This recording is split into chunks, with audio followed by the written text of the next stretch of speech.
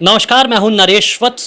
सभी दर्शकों को बुद्ध पूर्णिमा की हार्दिक शुभकामनाएं। कहते हैं जो विनम्र है वही शुद्ध है और जो शुद्ध है वही बुद्ध है।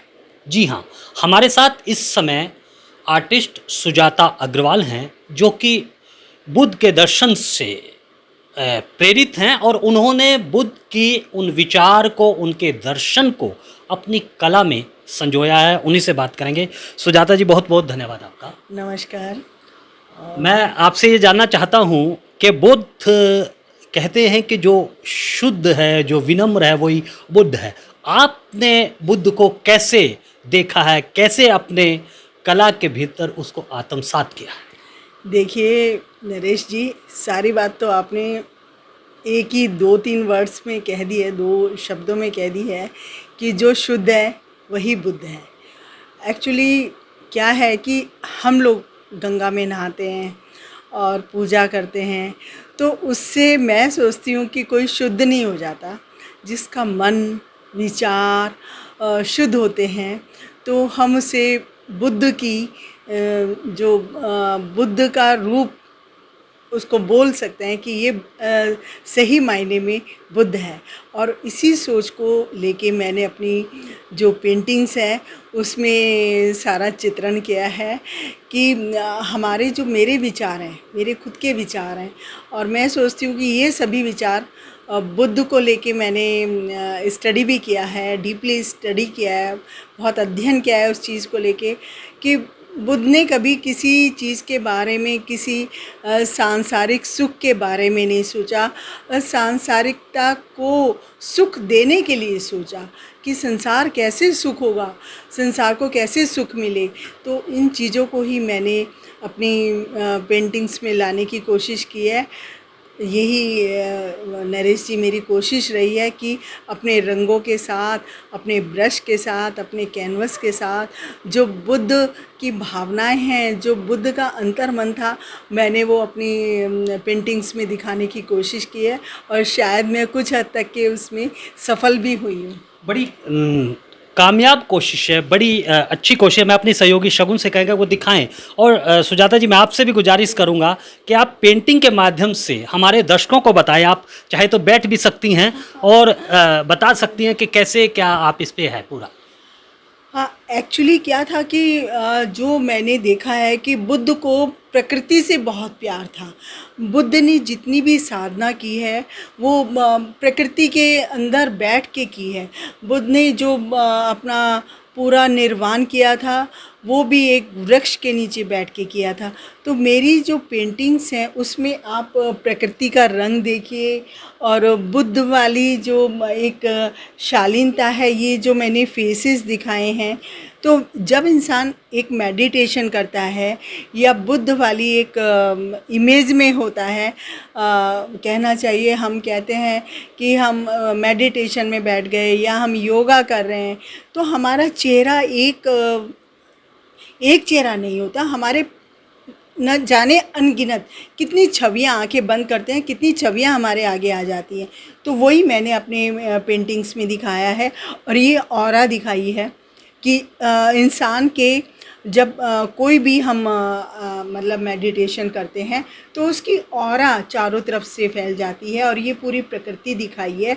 और ये मेडिटेटिंग मतलब फिगर है, कहना चाहिए। इसको हम बुद्ध भी कह सकते हैं क्योंकि बुद्ध जो थे एक अंतर्मन है।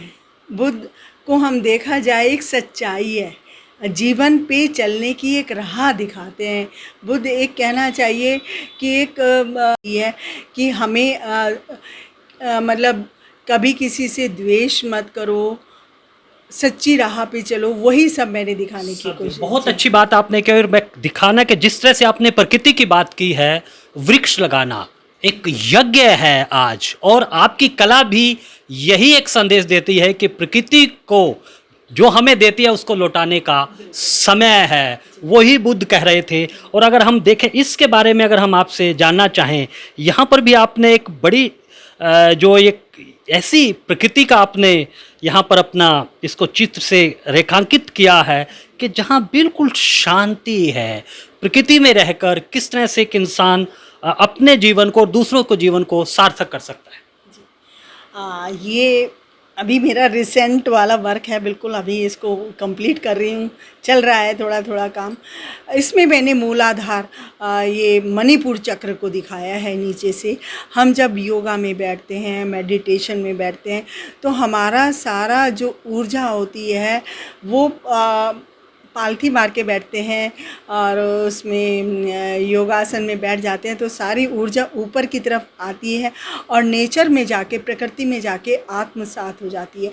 तो इसीलिए कहा जाता है कि जब हम योगा करें, मेडिटेशन करें, तो प्रकृति के पास रहें, क्योंकि प्रकृति एक ऐसी चीज़ है अपने आप में एक पूर्णतः साफ स्वच्छ ऐसा वातावरण देती है इंसान को। आज हमने देखा कि कोरोना के टाइम में कितने लोगों को ऑक्सीजन की कमी हो रही थी। हम लोग घर में बैठ जाते हैं, एसी में बैठ जाते हैं, लेकिन प्रकृति के साथ आत्मसात नहीं हो जाते। तो हमें हरे रंग की बहुत ज़रूरत है। हरा रंग पहनिए, आप लोग हरे रंग के साथ आत्मसात साथ कीजिए, क्योंकि हरा रंग हमें कौन दे सकता है? प्रकृति दे सकती है। लाइट ब्लू, स्काई ब्लू या हल्का नीला रंग कौन दे सकता है? प्रकृति दे सकती है। तो हमें बाहर जाना चाहिए। ये नहीं कि हम घरों में कैद हो गए, एक एसी में बंद हो गए। ऑफिस के बाद भी हमारे पास समय रहता है, हम बाहर जाएं। तो वही मैंने अपनी चित्रों में, पेंटिंग्स में दिखाने की कोशिश की है कि इन पेंटिंग्स को देख के आप लोगों को ऐसा अनुभव हो कि हम लोग जो बाहर नहीं जा पा रहे हैं, अंदर ही हमारे अंदर प्रकृति का वास हो जाए और हम उसमें आत्मसात हो जाए। तो ये मेरी कोशिश रही है, ये मैंने इस पेंटिंग में दिखाने की कोशिश कर रही हूँ। बिल्कुल सुजाता जी, प्रकृति के प्रति कृतज्ञता का भाव आज होना चाहिए। और जब आप कृतज्ञ किसी के प्रति होते हो तो समर्पित होते हो और फिर उसकी आप देख रेख भी करते हो, जुट जाते हो। ये अगर हम इस पेंटिंग के बारे में आपसे जानना चाहें तो इस पे भी थोड़ा सा हमारे दर्शकों को बताएं। नरेश जी, ये मेरी बहुत शुरुआत की पेंटिंग है। आप कैमरे की तरफ देख के भले ही बताएं। जी, ये मेरी बहुत शुरुआत की पेंटिंग है और बहुत प्रिय पेंटिंग है। तो इसमें मैंने पंच तत्वों को दिखाया है। पंच तत्व जो हमें प्रकृति से मिले हैं, वायु, जल, आकाश, अग्नि। तो इन सभी तत्वों को ये पृथ्वी को दिखाया है, अग्नि को दिखाया है, प्रकाश को दिखाया है, आकाश को दिखाया है। तो हम जब विलीन होते हैं तो इन तत्वों में होते हैं। ये नहीं कि मेरा मतलब उससे नहीं है कि हम लास्ट में विलीन हो। हम लोगों का जो डेली की दिनचर्या है उसमें भी हमें इन तत्वों को अपने साथ में लेके चलना पड़ता है, क्योंकि हमारे बचपन से सिखाया जाता है कि हमें जल के साथ, अग्नि के साथ, वायु के साथ और आकाश के साथ, इन सभी तत्वों के साथ रहना है। तो इस वजह से मैं यही कहूँगी कि इन तत्वों को हमें प्रोटेक्ट करके रखना है, इन तत्वों का हमें अपने पास संकलन करके रखना है, क्योंकि इन तत्वों के बिना मानव लाइफ नहीं है। हमारी मनुष्य मात्र की जो लाइफ है इन्हीं तत्वों की वजह से ही जीवित रह सकती है। आज ऑक्सीजन की कमी होती है। क्यों कमी होती है? क्योंकि हम प्रकृति को नष्ट करते जा रहे हैं। इस प्रकृति को हम किसी भी तरह से बचाएं, उसका हम अपने चित्रों में दिखाएं। हम अपने जैसे लोगों को बताएं कि किस तरह से बताएंगे, बच्चों को किस तरह से बताएंगे कि हम चित्र बना के बताएं बच्चों को कि बेटा ये चित्र में आपने पीपल का वृक्ष बनाया है और ये ऑक्सीजन देता है, इसको प्रोटेक्ट करो, इसको और लगाओ। और एक दिन नहीं, सब दिन, किसी दिन सींचें, किसी दिन वृक्ष लगाएं और सभी को बताएं कि ये नहीं कि नारी जाती है तो पूजा करने जाते हैं। किस लिए जाते हैं हम लोग वृक्ष की पूजा करने? वृक्ष की पूजा इसलिए करने जाते हैं कि ये विधान बना दिया था पहले शास्त्रों में कि यदि हम वृक्ष को पूजेंगे तो वृक्ष खत्म नहीं होंगे। लेकिन अब क्या है, ना तो पूजा में विश्वास रहा है और इतना ज़्यादा प्रदूषण बढ़ गया है कि प्रकृति की तरफ हमारा ध्यान नहीं जाता। लेकिन मैंने उसको कोशिश की है कि मैं अपनी पेंटिंग्स के द्वारा, अपनी कला के द्वारा जितने भी लोग देखें तो उसमें जो भी प्रकृति ने हमें रंग दिए हैं उन सभी रंगों को अपनी पेंटिंग्स में लगा देती हूँ। येलो रंग सूरज से ले लेती हूँ, लाइट सन से ले लेती हूँ। ब्लू रंग आकाश से ले लेती हूँ। जल जो लाइट ब्लू होता है नदियों से ले लेती हूँ।